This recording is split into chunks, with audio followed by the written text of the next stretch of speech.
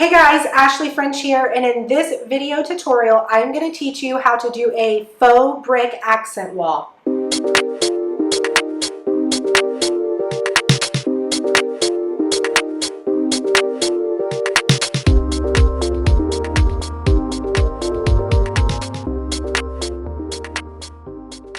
For this accent wall, I will be using faux brick panels that can be purchased at Home Depot or Lowe's, and they measure 4 feet by 8 feet.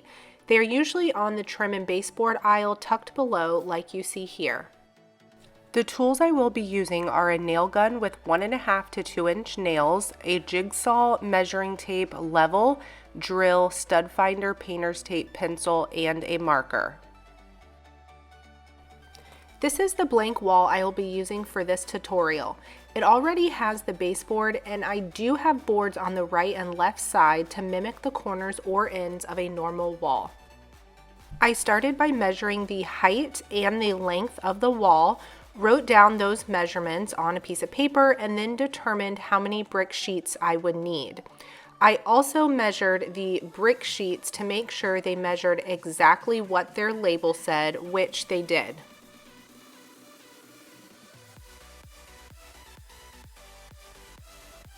Then I used my stud finder to locate the studs in the wall, and I marked them with blue tape down on the baseboards. You don't want to mark the studs in the wall on the actual wall, or your brick panels will end up covering them up and you won't know where the studs actually are. You want to make sure that the brick pattern is going to line up correctly when going from one panel to the next panel, so I laid them out. These are made so that the pattern will line up perfectly. You may just need to flip your board around one time to get the pattern to match up. I made sure that the half bricks on one panel lined up with the half bricks on the next panel, and that the full bricks were lined up next to another full brick, which you can see a little closer here.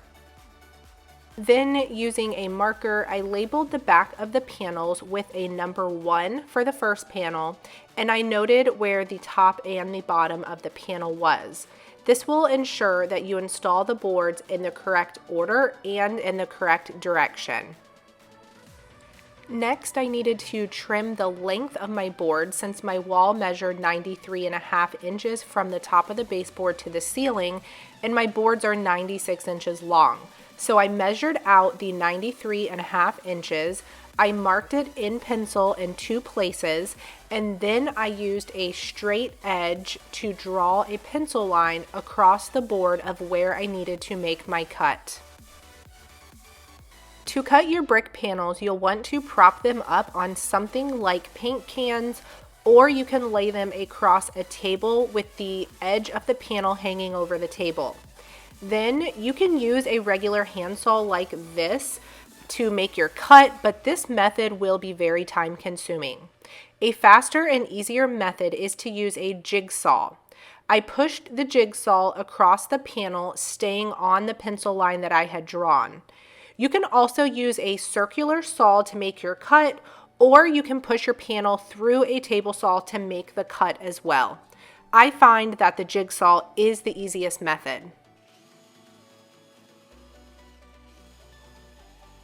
Once the panel was trimmed down, I lifted it in place against the wall to see if the panel fit, or to see if it needed to be taken down and trimmed a bit more, but it did fit perfectly. So I grabbed my nail gun and I began nailing the panel into place. I made sure my nail gun was lining up with the blue tape below so that the nails were going into the studs. I recommend driving your nails into the faux grout lines on your panels and not into the bricks. The nails will be more disguised in those grout lines than if you had nailed into the bricks. Moving on to the second panel, I again took the measurement of my wall and then measured that out onto my brick panel. I marked it in pencil, and then I drew my straight edge line and then cut my panel using the jigsaw. I lifted the second panel into place onto the wall to make sure that it was cut correctly and was going to fit correctly onto the wall. This part of the wall had an electrical outlet, which means I will need to cut a square out in my panel for the outlet to fit through.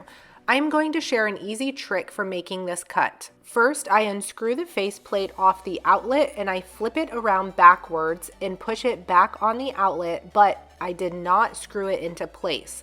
So the face frame is simply sitting on the outlet backwards. Then I took blue painter's tape, I rolled it into a loop with the sticky side facing out, and I placed a piece on the top and a piece on the bottom of the face frame.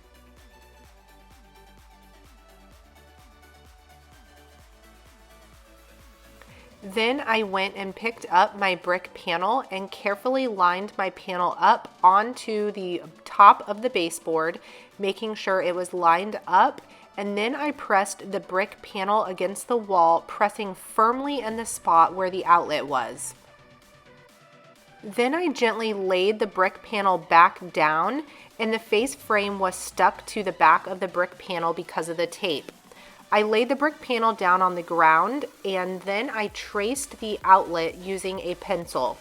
This method gives us the exact spot on the panel where we need to cut out a square.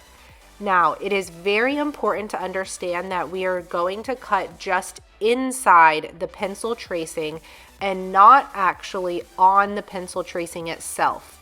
You want to cut about 1/4 to 1/2 inch inside the pencil line that you drew. The easiest way to do this is to use a drill to drill holes just inside the pencil trace to give you a place to stick your jigsaw blade to begin cutting. I drilled 4 holes just inside my pencil tracing and then used my jigsaw to cut out a square that was a bit smaller than the pencil tracing.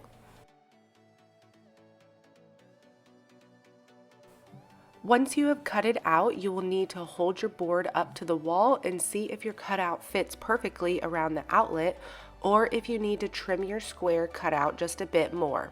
Remember, you can always cut your square bigger, so start small and cut more away if needed.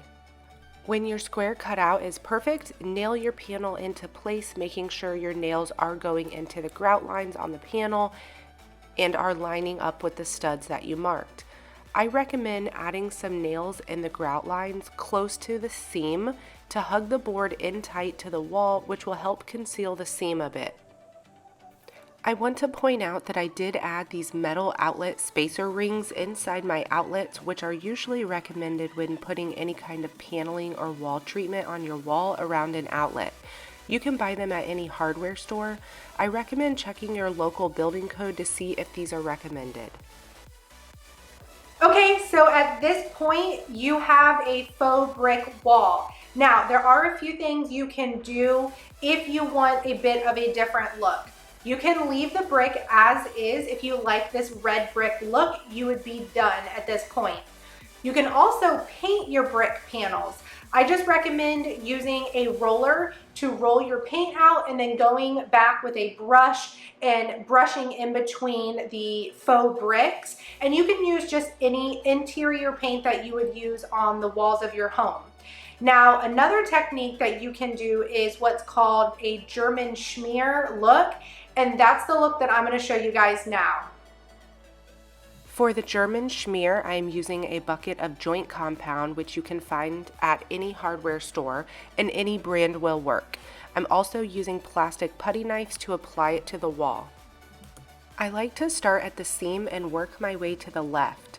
I scoop some out on my putty knife and I smear it on the wall across the seam. Then I drag my putty knife to the left, smearing it across the bricks. The more you scrape off with the putty knife, the more of the red brick will show through.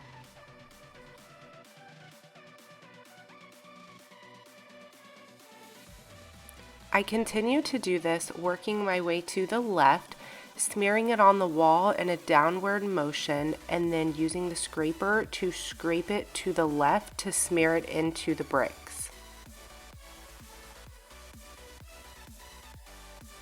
As you continue, if you see any globs or straight line scrapes in the compound, try to smooth those out so it doesn't look like a putty knife was just used. You don't need to cover up every inch of the brick and the grout lines. I think it looks more natural when a little bit of the red brick or the grout lines is showing through. I recommend starting with a light coat and then taking a step back every so often to see how you like the look. You can always add more as you go.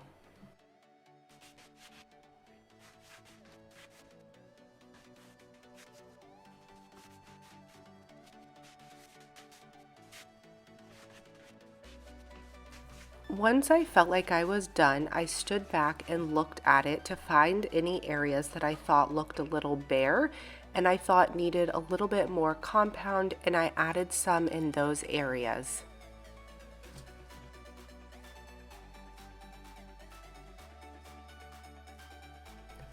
Then at the end, I switched to a smaller putty knife to get in the areas right around the edges and the top and the bottom of the brick wall.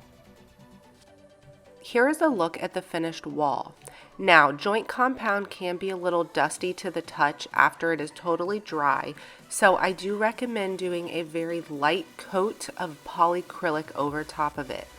Make sure you get a water-based polyacrylic like this to keep the odor down in your home, and I recommend going with a matte finish polyacrylic so it doesn't leave any shine on your wall.